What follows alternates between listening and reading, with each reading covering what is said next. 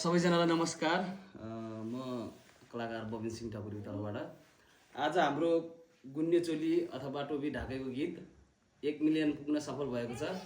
सबै हजुरहरूको माया आशीर्वादले गर्दा नि आज हाम्रो गीतले लगभग 10 लाख भन्दा बढी माया पाउन सफल भएको छ। त्यसकै सेलिब्रेसन गर्दैछु म आज आफ्नै घरमा आफ्नै फ्यामिलीसँग, मम्मीहरुसँग, हजुरआमा, यता केटाकेटी छोराछोरी सबै छन् है। यहाँ चाहिँ हाम्रो हैन सबै फ्यामिली हुनुहुन्छ यहाँ चाहिँ।